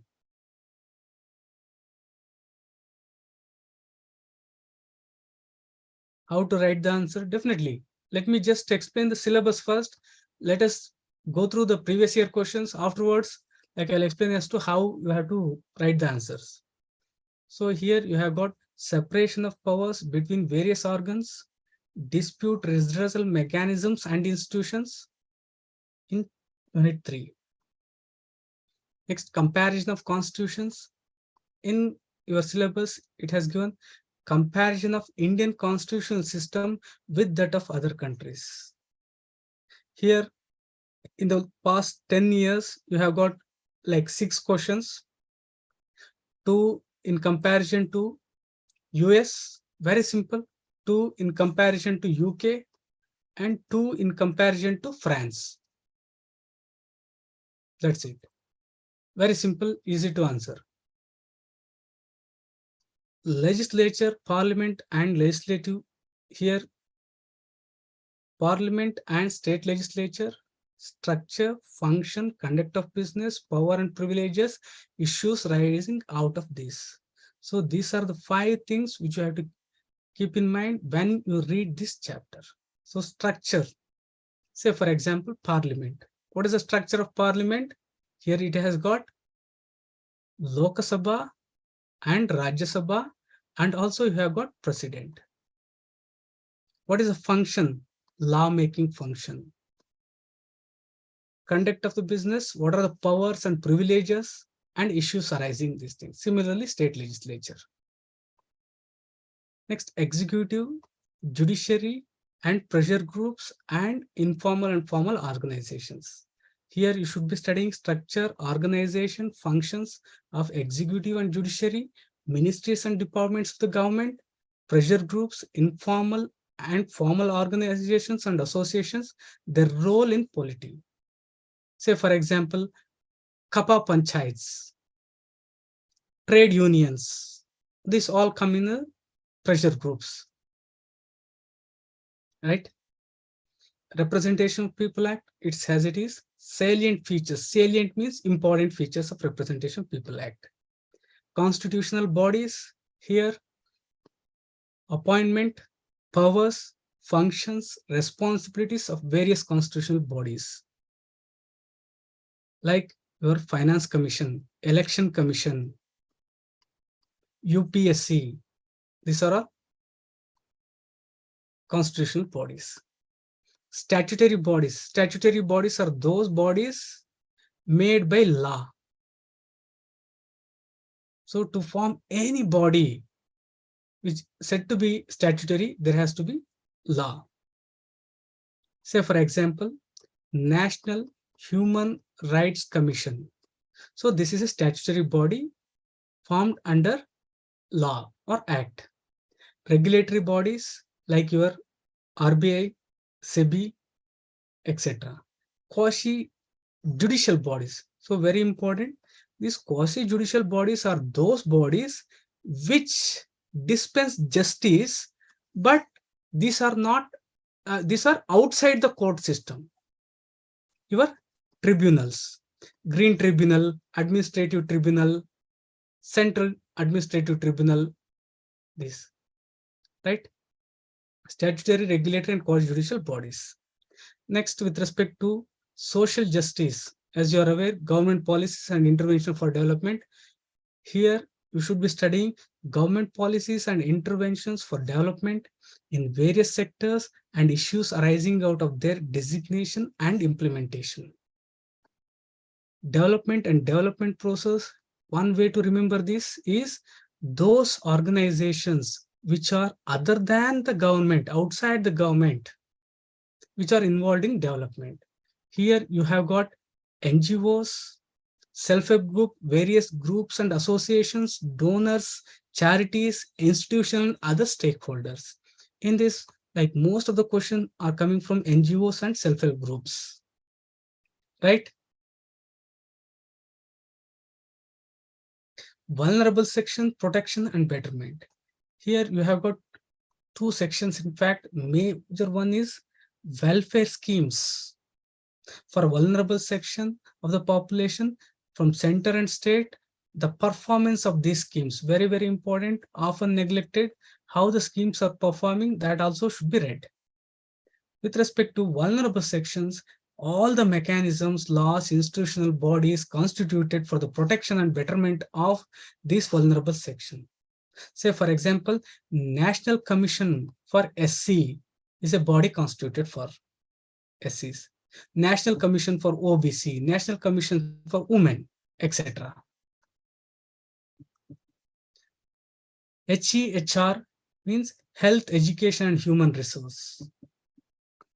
Issues relating to development management of social sector or services relating to health, education, and human resource. Next, poverty and hunger. It simply says issues relating to poverty and hunger. Governance. Here you have got 4 things: governance, transparency, accountability, e-governance. Here you also should be reading application, models, success stories, limitations, and potential. Citizens Charter, transparency, accountability, and institutional other measures. Role of civil services in democracy. Okay. So international relations, you are aware of these things. Here in the syllabus, it is given just India and its neighbors. But often questions are coming with respect to non-neighbors also, majorly with respect to US and also Japan. We'll discuss all the questions. Okay, groupings and agreements. Here, bilateral, regional, and global groupings and agreements involving India or affecting India's interest. Point to be noted, here you should be concerned with those which are involving India or affecting India. Say, for example, in Africa, there is a small group formed which is not affecting in any way to India. No need to bother. Policies and politics and Indian diaspora. Effect of policies and politics of developed and developing countries on India's interests and Indian diaspora. The last one, international organizations. Here, important international institutions, agencies, flora, their structure and mandate. So here, dear students, this is one of the most difficult thing. That is the reason I want you to finish first.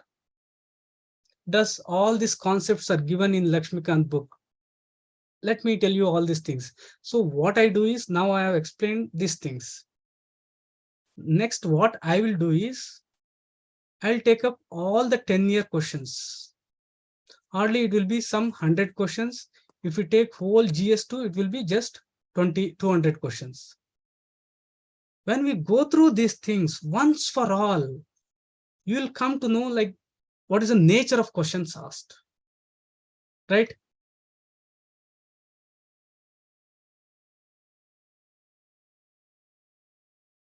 Where to start for polity? Don't worry, like everything.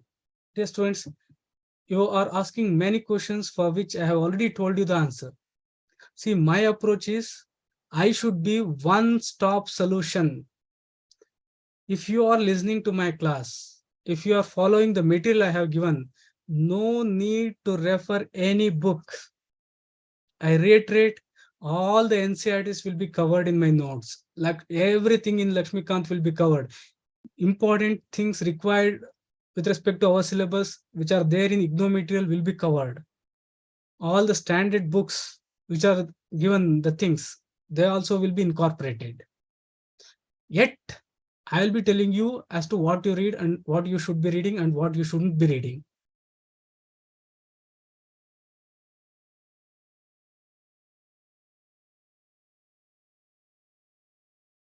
Where will you provide the PDF? PDF will be provided in the app itself. If at all it is not happening, don't worry. For a few days, we'll be sharing in the group. Not a problem, right?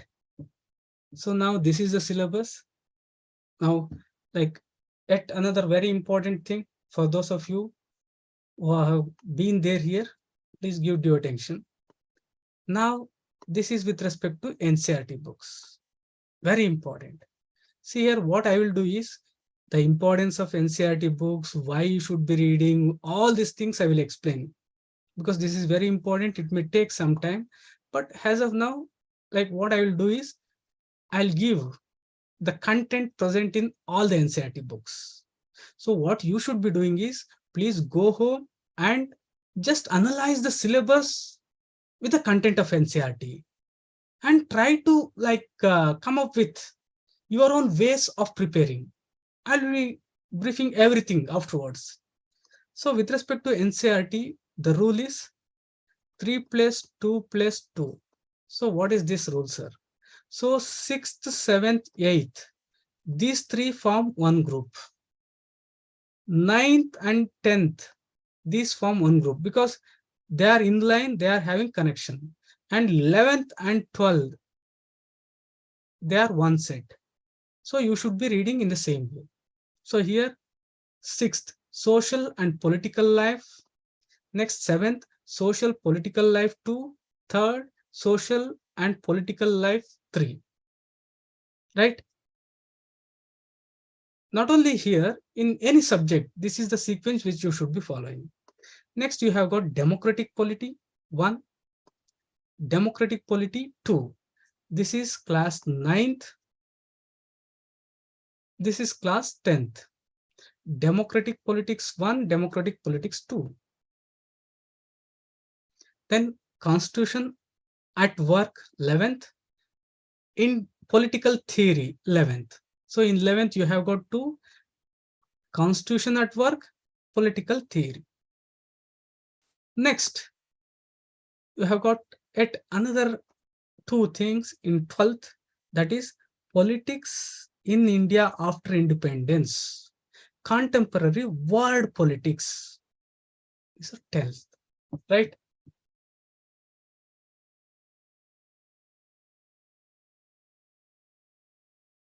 Okay.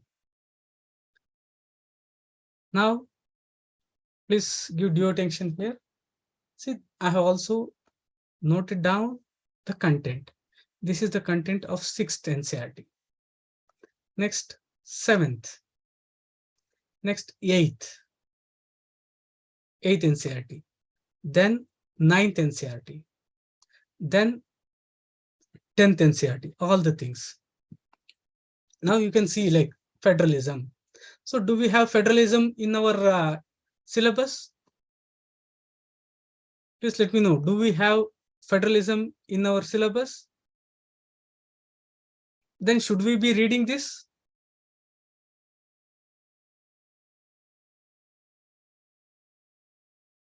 Don't worry, I'll tell you not only this, I'll tell you exact chapters which you should be reading, which are very, very important. See, I might have read many times. I know what is there in these books. And I have taught these books also, which chapter you should be reading, which you should not be reading. And one assurance is all the things from 6 to 12 NCERT will be in my notes. And I'll be explaining those things. Now, the 11th standard one. So executive, did we come across executive, any term like executive in our syllabus? Was executive present? So should we be reading executive? Is there anything like legislature? Is there anything like judiciary? See, federalism here also. So that federalism and this federalism should be read together. Local government, panchayats and municipalities. Did we ever come across like panchayat and municipalities in our syllabus? In prelims, we did. Constitution is a living document. So here comes your amendment, all these things, basic structure. Philosophy of Constitution. This is nothing but constitutional morality. Indian Constitution at work. Okay, now please give due attention. Is there anything like freedom, equality, social justice? Did we ever come across the topic social justice in the syllabus? So now tell me, should we be reading social justice?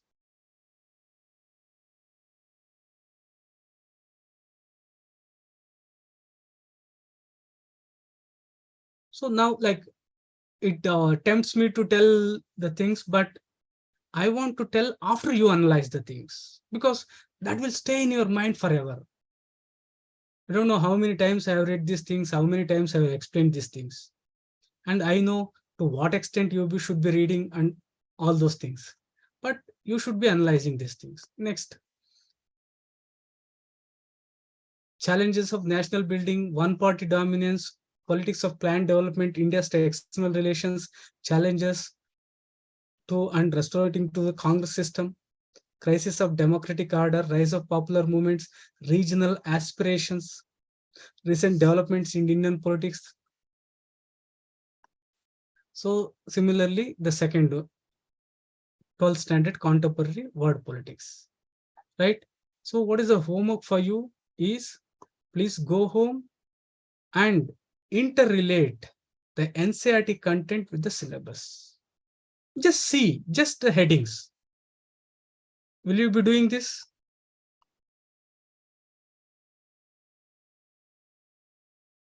So not only this, say whatever you read, you already know the syllabus. I'll be telling you like whether to read 6th, 7th, 8th, what to read, what not to read. Right? Okay. So PDF soft copy I'll be sharing to you. Please go through this. What I expect is, please complete these 4 homeworks, which are pretty important. The very basic. Once these things are done, all other things are very easy for you. Right? Okay. What is the time limit for this homework? Tomorrow or next class? Because very easy. I'm not giving like any like big things. Just analyze the things. See, what are the homeworks? One is just 10 lines. What are those 10 lines? Preamble. Afterwards, you have got another 25 lines. So what are those 25 lines? Parts of the Constitution.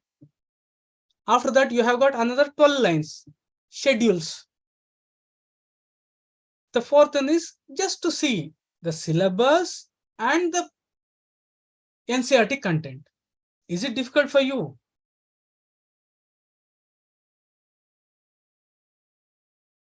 So please let me know if you want the analysis or decoding, the buzzword, decoding of GS1, GS3, and also 4.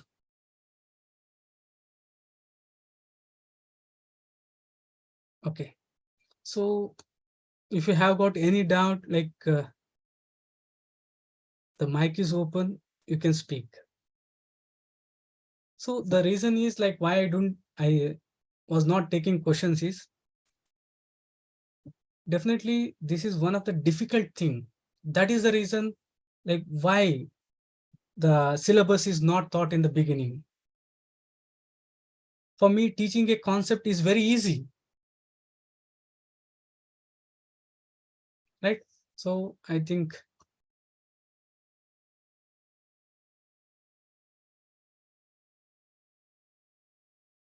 if you have got any doubt, please let me know.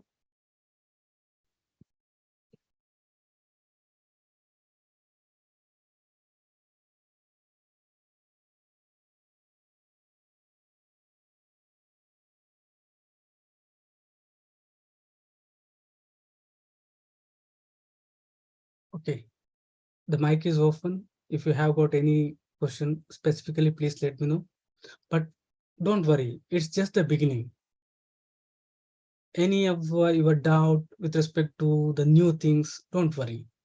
With respect to the things,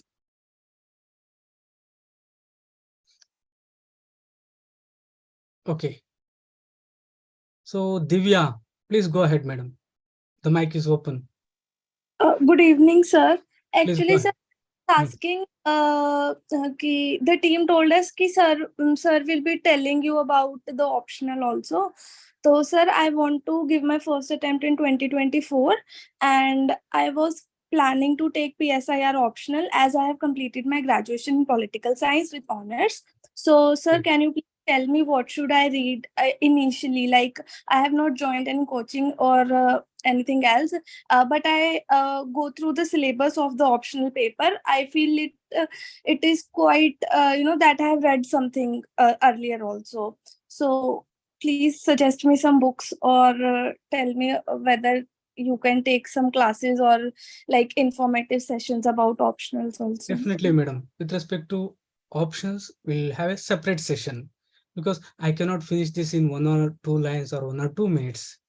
I have to make a detailed analysis of everything. So don't worry, we'll be taking a class on that. So other than this, the things which I have discussed.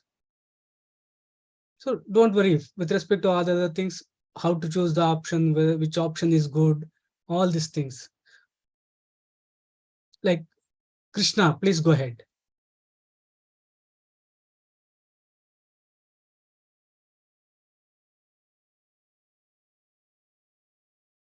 Okay. Guru Pratap Singh, please go ahead. You have raised your hand. Uh, yes, sir, I would like to know that, sir, NCRT soft copies are sufficient or do we need to buy hard copies? For what? Soft copies of? Sir, NCRT. Like, it is better if you take hard copies. If you can, like, if you are comfortable with soft copy, it's okay. Say, for example, like when we started studying, we were not having this soft copy. So we are like in tune with the hard copy, but you are all LPG kids, means those born after liberalization, privatization, globalization. You are more Yes. versed with the computers, and if you are comfortable, it's well and good. Not at all a problem. If you find it difficult, then only take. Otherwise, no. Okay, sir. And sir, about newspaper soft copy. Sir, I also told you on WhatsApp. Definitely, like all other questions, see, like it's not that I don't want to tell. All your questions, now we have just begun what to read, what not to read, how to read the newspaper, how to select the optional with respect to mentoring, everything. I know you will be having hundreds of doubts. Yes, sir.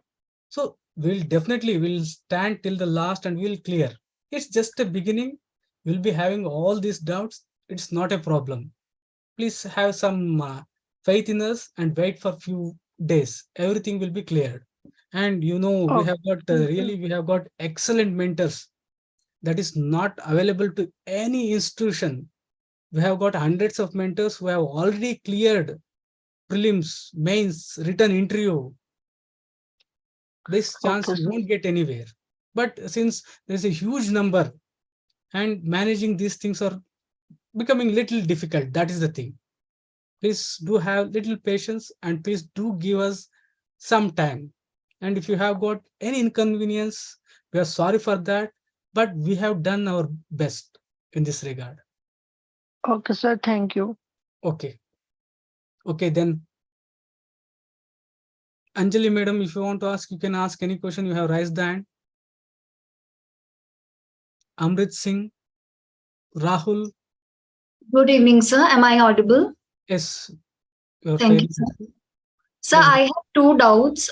First is कि आपने, as you mentioned, कि आप newspaper analysis ना देखें.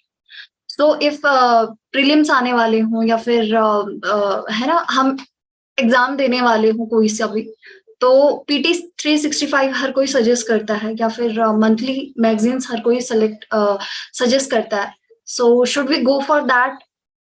That was my first doubt. And the second one, ki if I am having the background in political science and history, should I repeat the 6th to 12th NCRT?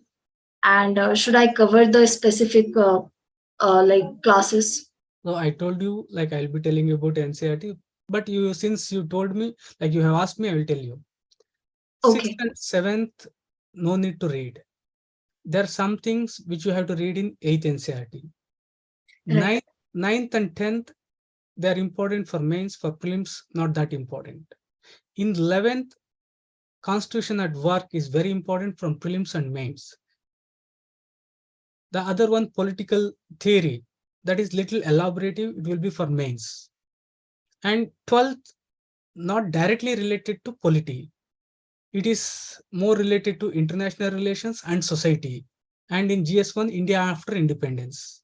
Don't worry, each and every chapter I'll be telling you, like as we proceed, but you do the analysis. Take the syllabus and the content. Okay. Others? Okay.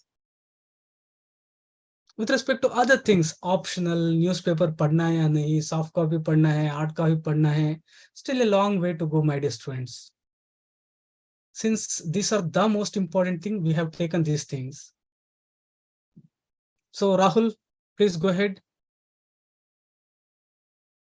Okay, so it was a wonderful session. If you have got any doubt, please message me.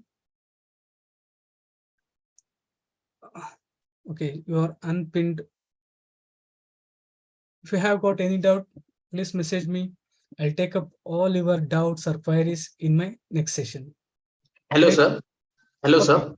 Please go ahead. My name is Rahul. Thank you for this great session today. Sir, my question is that we should completely rely on your notes only, or is there any need to read the NCRTs?